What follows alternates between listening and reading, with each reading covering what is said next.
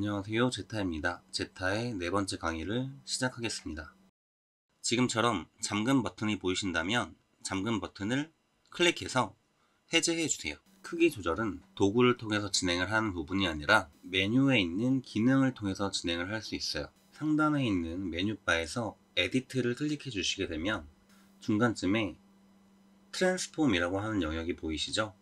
트랜스폼을 클릭해 주시게 되면 그 안에는 크기를 조절할 수 있는 스케일, 로테이트, 스큐, 디스톨트, 퍼스펙티브부터 플립 버티컬까지 다양하게 여러분들이 크기 조절 및 방향을 바꿀 수 있는 기능들이 있는 게 보이실 거예요. 하나씩 살펴보도록 하겠습니다. 에디트, 트랜스폼에서 여러분들이 변경하고자 하는 옵션을 선택해 주시게 되면 지금처럼 해당하는 옵션을 적용할 수 있도록 박스가 하나 생기는 게 보이실 거예요. 모서리를 잡고 클릭하신 상태로 드래그를 하시면 지금처럼 크기가 자유롭게 늘었다 줄었다 하는 걸 보실 수 있을 거예요. 늘었다 줄었다 하는 걸 확인하시고 여러분들이 원하는 크기가 되었다면 엔터 키를 입력해 주시면 모양이 적용되는 게 보이실 거예요.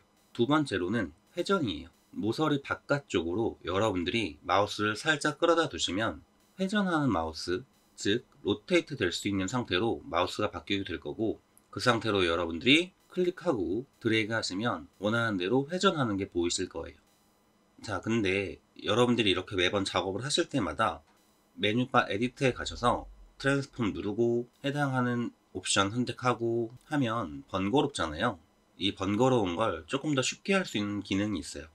그 기능이 뭐냐면 메뉴바 중간에 트랜스폼 위에 있는 프리 트랜스폼이라고 하는 기능이에요. 이 단축키는 여러분들이 외워두시면 편하세요. 단축키는 컨트롤 T라고 해요.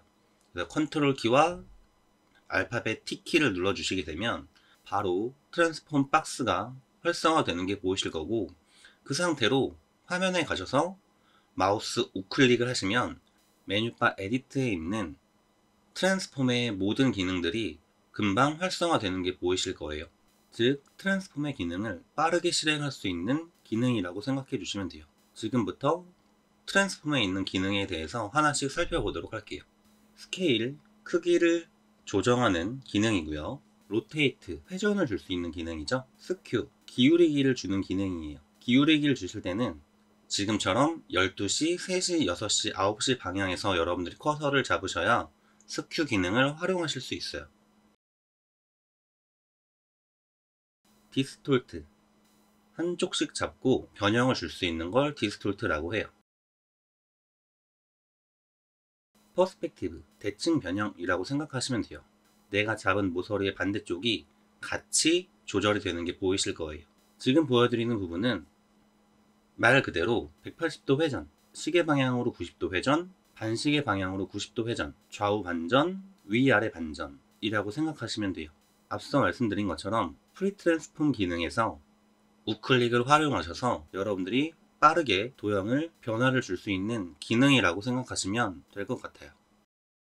프리 트랜스폼을 여러분들이 선택하시게 되면 프리 트랜스폼에 대한 옵션이 상단에 보이는 게 확인이 되실 거예요. 위드 헤이트, 가로 세로죠. 그리고 링크가 체크되어져 있으면 지금처럼 같은 비율로 변하는 게 보이실 거예요. 그리고 각도 또한 여러분들이 옵션 바에서 이렇게 각도 값을 입력해서 얼마든지 변화를 줄 수 있습니다. 링크가 해제됐을 때랑 해제되지 않았을 때의 차이를 보여드릴게요. 지금처럼 링크를 해제하고 위드 값을 변경하면 위드 값만 변하는 게 확인이 되시죠? 추가적인 팁이 하나 있습니다. 내가 이미지의 크기를 정가운데로 정비율로 크기를 조절하고 싶으실 때는 키보드에 Shift와 Alt 키를 누른 상태로 드래그를 하시면 지금처럼 가운데로 작아지는 모습을 확인하실 수 있어요. 늘어나는 것도 마찬가지겠죠? Shift를 누르고 줄이면 여러분들이 진행하고자 하는 방향으로 크기가 조절이 되는 게 보이실 거예요. 다음으로 넘어가서 앞서 설명드리지 못했던 워프라는 기능에 대해서 설명을 드릴 거예요. 워프 툴 또한 이미지에 왜곡을 줄 수 있는 기능 중에 하나예요. 워프 툴을 클릭하시게 되면 화면이 구분할되는 게 보이실 거예요. 구분할된 상태에서 여러분들이 왜곡을 주고자 하는 곳에 가셔서 마우스로 클릭하시고 드래그 하시면 이렇게 내가 지금 선택한 영역이 일그러지는 게 확인이 되시죠? 지금처럼 바깥쪽 영역을 잘못 선택하게 되면 어떤 형태가 이루어지냐면 레이어 중간이 너무 심하게 왜곡이 돼서 빈 공간으로 나타나는 게 보이실 거예요. 물론 때에 따라 다르지만 여러분들이 원하는 대로 변형을 할 수 있다라고 생각하시면 되겠죠? 예제를 하나 가지고 같이 뭔가 완성본을 만들어 보려고 해요. 여태까지 여러분들이 배웠던 방법을 다 적용해서 한번 만들어 보도록 하겠습니다. 우선 새로운 작업을 할 거기 때문에 레이어를 하나 추가해 주시고요. 배경 색상을 하나 만들 거예요. 배경 색상은 흰색으로 설정을 하고 우리 색상 채우기였죠? 페인트 버킷 툴을 클릭하신 다음에 빈 공간에 영역 선택 없이 그냥 클릭만 해주시면 전체의 색상이 채워지는 게 보이실 거예요. 자, 두 번째로는 사진에 프레임을 만들 건데 프레임 영역을 만들기 위해서 마퀴 툴을 선택할 거고 마퀴 툴로 어느 정도 적당하게 드래그해서 영역을 만들어 주세요. 프레임은 검정색으로 채울 거기 때문에 포그라운드 컬러 전경색을 검정색으로 변경해 줄 거고요. 변경한 상태로 컬러 피커 창에서 설정해 주시고 확인하셨으면 다시 한번 페인트 버킷 툴에 가셔서 영역 안에 클릭. 자, 레이어는 당연히 추가해 줘야겠죠? 새로운 작업을 하는 거기 때문에 계속 무언가를 쌓아간다 라고 생각을 하시면 돼요. 그러면 이렇게 영역 안에 검정색 네모가 만들어진 게 확인이 되실 거예요. 그리고 처음 시간에 말씀드렸던 것처럼 레이어는 층이라고 말씀을 드렸죠?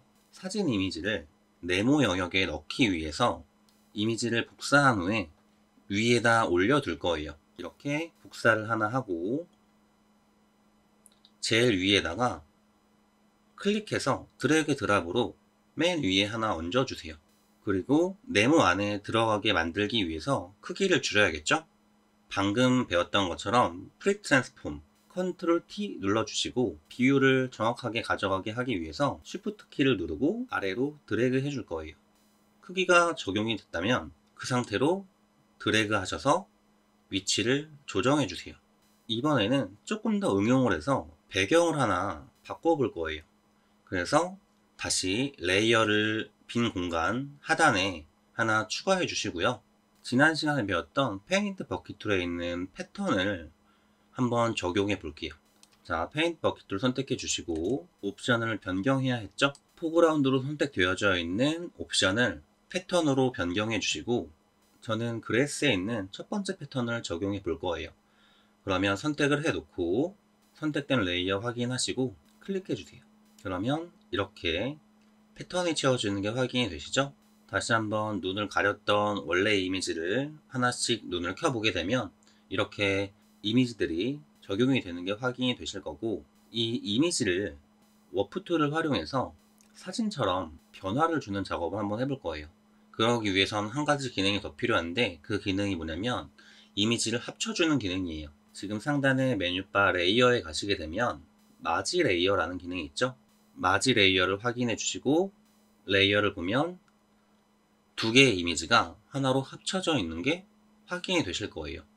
그러면 사진 효과처럼 만들기 위해서 다시 컨트롤 T 마우스 우클릭 하셔서 워프를 클릭해 주신 다음에 여러분들이 원하는 대로 이런 변화를 주세요. 그러면 어렵지 않게 완성되는 게 확인이 되실 거예요. 마무리 하셨다면 엔터키 눌러주시면 되겠죠?